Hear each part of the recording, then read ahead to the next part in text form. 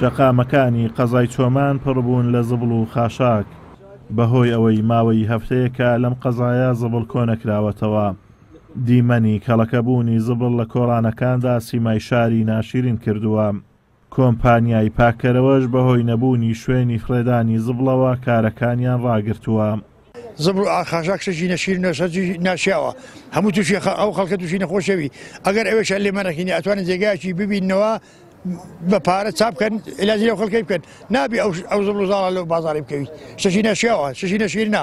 حکوومەت حەقە خەمێک لە وەزعی بخوات، بە تایبەتی کە ئەرکی هەرە سەرەکی حکوومەتەوەیە سایکل بینێک دابنێت، شوێنێک دابنێت کە ئەو کەلوپەلێکا مینێتەوە پاشماوەی ناو ماڵانە، پاشماوەی بازارەکانە لە ناوی بەت.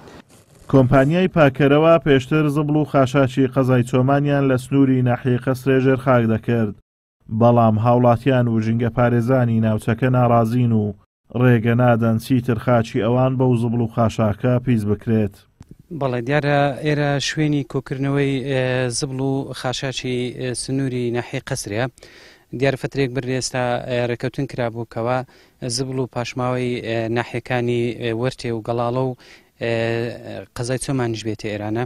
ئەوەش نیگەرانی خەڵکی لێکەوتەوە لەبەرەوەی پێمان وایە خەڵکی قەسرێ کە ئەو شوێنێکی گونجاونی بۆ کۆکردنەوەی پاشماوە نەک بۆ هەموو ناحیەکان و بۆ قەزای چۆمان بەڵکو بۆ خودی قەسرش، چونکە ئێرانە شوێنێکە کە منتیقەیەکە کە بای لێ دێ کە بای دێ ئەو پاشماوەی لێرانەیە دیان هینیتە ئەو منتیقانە بڵاویان نکاتەوە و هەروەها هەندێک جار ئاگریشی لێ ئەکەویتەوە دووکەڵ و بۆنێکی زۆر دێت لۆ ناو خەڵکەکەی. قائیمقامی قەزای چۆمانیش دەڵێ بە گوێرەی ئەو سیستەمەی ئێستا لەسەری دەڕۆین بۆ نەهێشتنی گرفتی زبڵ و خاشاک هەر هەوڵێک بدەین کاتیە و بۆ چارەسەری بنەڕەتی پێویستیان بەدانانی کارگەی ڕیسایکلین دەبێت. خۆی بوونی زبڵ و خاشاک بە شێوەیەکی گشتی لە هەر شار و شارۆچکەیەک لە هەر گوندێک شێشە و گرفتە، شێشە و گرفتی دوا ڕۆژیشە بەڕاستی. بۆیە ئێمە وەکو ئیدارە وەکو ئیداری ناوچەکە و قایمقامیت لەگەڵ دەستگا پەیوەنددارەکان لەگەر کۆمپانیای تایبەت لە سەروبەندی ئەوەدانە شوێنێکی تایبەت بدۆزینەوە لە بۆ ئەوەی ئەو گرفتە چارە بکرێتن. هەچەند هەر گرفتێک وەکو بەژێری ئەو سیستەمی کە ئێستا کە لەسەری دەڕۆن هەر کاتیە. بۆیە پێویستی ئەوەمانەیە کە بابەتی ڕیسایکلینگ بێتە گۆڕێ.